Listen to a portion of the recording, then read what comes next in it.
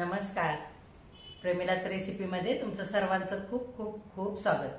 आता उन्हाळ्याचे दिवस चालू आहेत आणि आंबे सुद्धा भरपूर मोठ्या प्रमाणामध्ये बाजारामध्ये विकायला यायला लागलेले.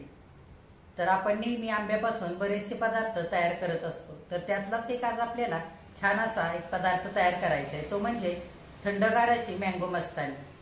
तर मँगो मस्तानी करायला अगदी सोपे आहे आणि खूप कमी साहित्यामध्ये झटपट तयार होते.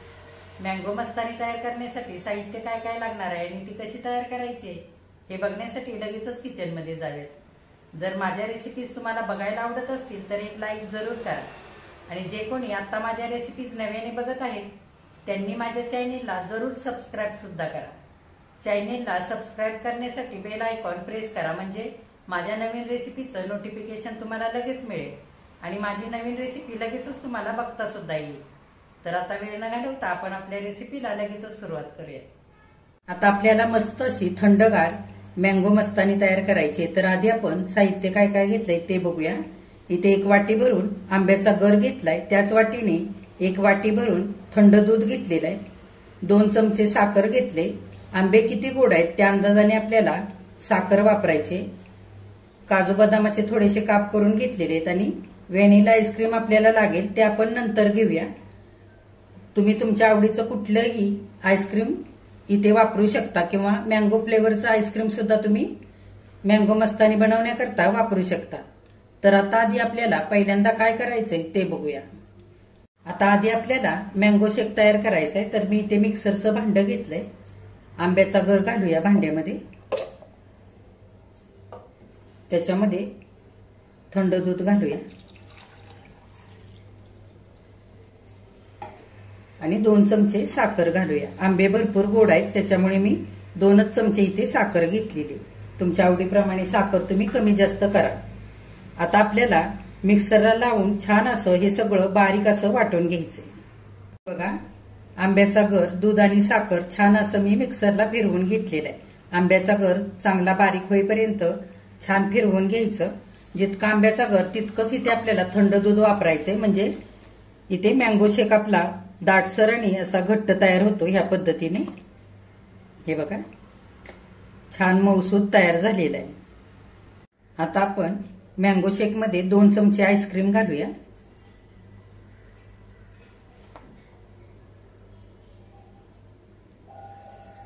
आता मँगो शेक मध्ये आईस्क्रीम घातलेला आहे आपण 2 चमचे. आपण पुन्हा एकदा मिक्सरला फिरवून घेऊया. हे बघा, आईस्क्रीम घातल्यानंतर मँगो शेक पुन्हा एकदा मी फिरवून घेतलेला आहे मिक्सरला लावून. आता आपण मँगो मस्तानी बनवूया. आता आपण मँगो मस्तानी तयार करण्यासाठी इथे मी 2 ग्लास घेतलेले. ग्लासामध्ये आंब्याच्या फोडी करून घेतल्यात छोट्या छोट्या, त्या घालूया.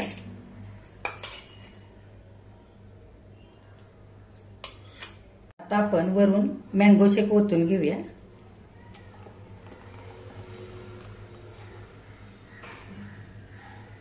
आता आपण चमच्याभर आईस्क्रीम घालूया.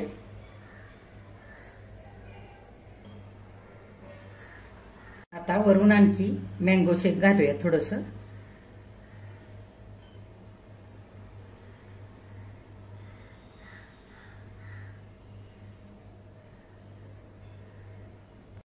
आता वरून आणखी आपण 1 चमचा आईस्क्रीम घालूया.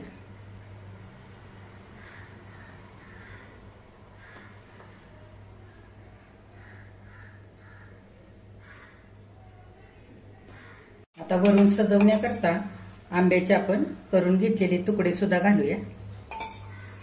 आता आपण वरून थोडेसे काजू बदाम घालूया.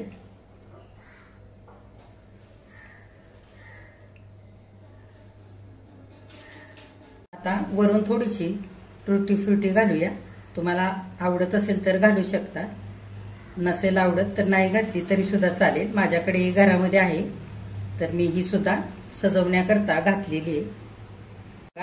मस्त अशी थंडगार मँगो मस्तानी आपली इथे करून तयार झालेली आहे पिण्यासाठी. ही मँगो मस्तानी तुम्ही पिऊ शकता किंवा चमच्याने सुद्धा खाऊ शकता. मँगो मस्तानी करण्याकरता अगदी कमी वेळ लागतो आणि झटपट अशी तयार होते. बाहेर जशी मँगो मस्तानी मिळते ना, तशीच घरच्या घरी सुद्धा मस्त अशी ही मँगो मस्तानी तयार होते. तर तुम्ही सुद्धा अशी मँगो मस्तानी नक्की करून बघा. माझ्या चॅनेलला लाईक, शेअर आणि सबस्क्राईब जरूर करा. कमेंट करायला अजिबात विसरू नका. आजची जर रेसिपी आवडली असेल तर एक लाईक सुद्धा करा.